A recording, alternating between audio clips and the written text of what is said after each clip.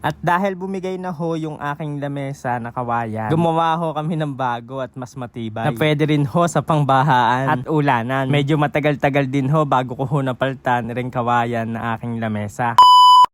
Hi mga katrops, magandang buhay. Ito ho yung umagang nagkakapi ako na nag-iisip naman ho din sa aking lamesa. Nakailang refer na ho ako diyan ay talagang gusto na ho yata mag-retire. Meron naman ho akong dining tabla, bali nara ho yun. Bala ko ho siyang gawing lamesa. Buti na lang ho ay may na-order ho ako kapon na tubular. Kaso nga lang hindi ako maalam mag-welding. Kaya akin ho tinawagan yung aking kumpare para ipag-welding ho ako ng gagamitin kong paa doon ho sa lamesa. Ito ho yung tablang nara na gagawin ho naming lamesa. Yung dulo ho niyan ay medyo nabaak pero okay lang ho dahil gagawin ho natin yan ng paraan na mamasilyahan. Nakapagkape na nga ho kami diyan kaya i-start na ho namin silang gawin. Bali kalabasa lang ho pala yung aking tanim mga katrops ngayon dahil hindi pa ho tayo makapagtanim gawa ho may tubig pa ho din sa atin farm. Siguro mga November o December pa ako makakapagtanim diyan. Amin na hong sinubukan idikit itong tabla kung didikit pa iyan para magawa ng paraan kung hindi naman ay amin na ho siyang mamasilyahan. Ang haba ho sana ng aming gagawin ay 5 feet dahil sobra ho sa 10 feet yung tabla ay hahatiin na lang ho namin sa gitna. Bangko sa ho lamesa ang aming gagawin. Inabas ho namin lahat ng paa at lahat ng aming pa-brace tapos ang gagawin naming una ay yung pagkakabitan ho ng tabla. Kailangan ho diyan naka-eskwala. Nang ma-eskwala at ma-weldingan ay paa naman yung aming ikakabit. Dapat ho sa paa ay naka-level. Buti pa ho yung paa ay may level ay kayo ho nung crush nyo ay wala. Ay wala lang.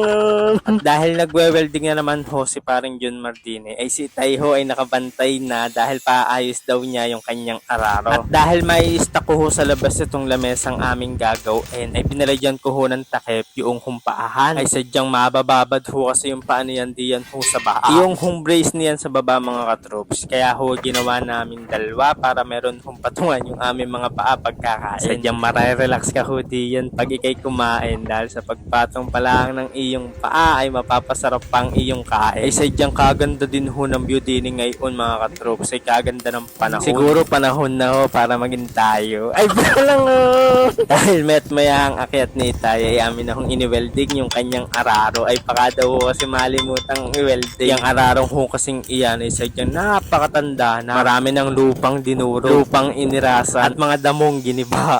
Tapos na ho namin magawa yung hong lamesa at saka ho yung bangko at ilalagay na ho namin yung tabla. Pero bago ho yan ay kami muna ay nagmerienda ng tinapay at saka ho kapimbara ko. Binigyan ko din ho yung aking aso na si Uno at saka ho si Dos. Tinapay lang, hindi daw ho sila nagkakape. Matapos na ho kami magmerienda ay amin na hong hinati sa gitna yung tablang nara. Alam nyo ga, ang nara ay sobrang napakatibay at napakaganda. Narariyan ho ako sa iyong buhay. Ay bilang ito ho pala yung nabili kong finishing sander ay akin na ho siyang sinubukan diyan ho sa tabla. Kaya ho malalalim yung backhoe niyan ay chainsaw ho yun ng putol diyan. Kaya amin na lang ho siyang pakikinisin. Dahil pang finishing nga ho pala iyon ay pahuli ko na ho yung gagamitin. Yung muna hong grinder ko yung aking gagamitin. Bali flap disc ho yung kanyang bala. Paniguradong madami-daming flap disc ho ang magagamit ko diyan. Pero okay lang ho iyan kasi hahabulin ko diyan yung ganda ng tabla saka yung kinis ng tabla. Di pa ho masyadong makinis pero natutuwa na ho na wala na ho yung malalalim na backhoe. Pag gusto mo ho kasi talaga magpakinis ay hindi mo ho kailangan na mainipin. Kailangan ho talaga mapagtsatsagaan mo yan hanggang sa makuha mo yung gusto mong kinis. Nang mapakinis na ho namin ay nilatag na ho namin siya diyan sa ginawa namin brace at panibagong liha naman para maipantay naman yung mga hindi ho pantay. Ay sobra hong ganda ng panahon ngayon ay kahit hong ganyang mainit ay hindi naman ho maalinsangan, mahangin kaya press ko.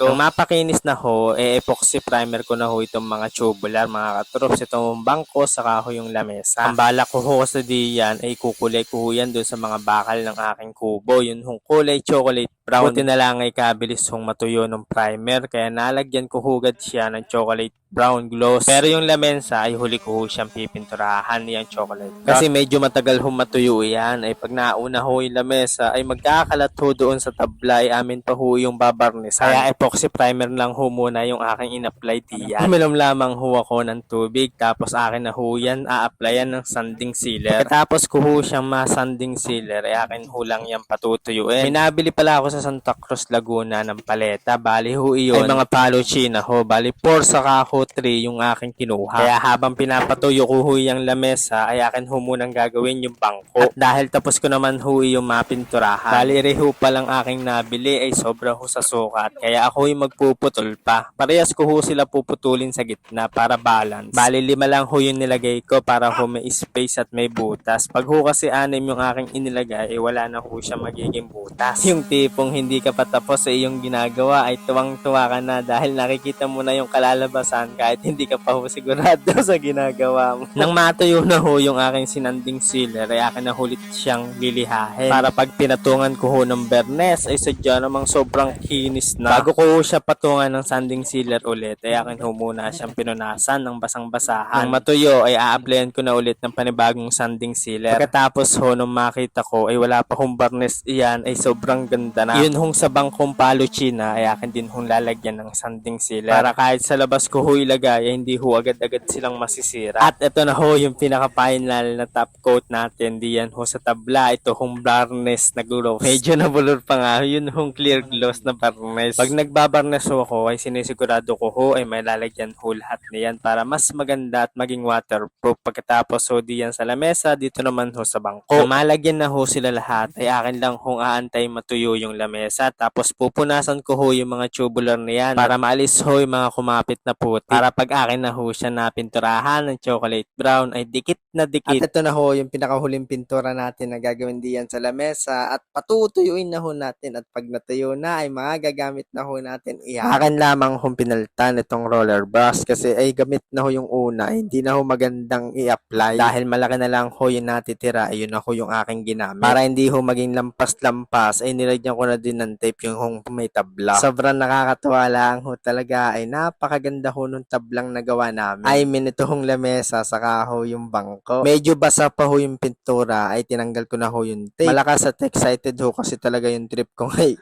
Ay sadyang approve na approve ho talaga yung gawa namin. Buti na lang ho talaga ay kabilis hong dumating yung in-order ko hong rubber putik. Kaya maya-maya lang ho ay maikakabit ko na ho yun sa mga bangko. Ay pahuli na ho doon sa lamesa dahil basa pa ho yung pintura. Bago ko ho siya ikinabit ay tinanggal ko lamang ho yung mga putik na nakadikit diyon ho sa may paahanan dahil nalubog ho yan diyan. Excited kasi ay inupuan agad, humiga pa, ayun, baon sa lupa. Ang ginamit ko hong tubular diyan mga katrops ay isa hong 1.5 by 1.5 saka ho 1 by 1. Bali sa pagkakatansya ko diyan sa lamesa hong aming ginawa ay pang 6-seater. Ito na ho yung resulta ng aming ginawa na lamesa at saka ho bangko. Para ho sa akin ay sobrang napakaganda na. Siyempre kami gumawa. Yung tablang bako-bako ay nakatambak lang diyan sa tabi-tabi. Ngayon ay isa na hong lamesang napakakinis at napakaganda. Maraming salamat ho sa inyo mga troops. Love love!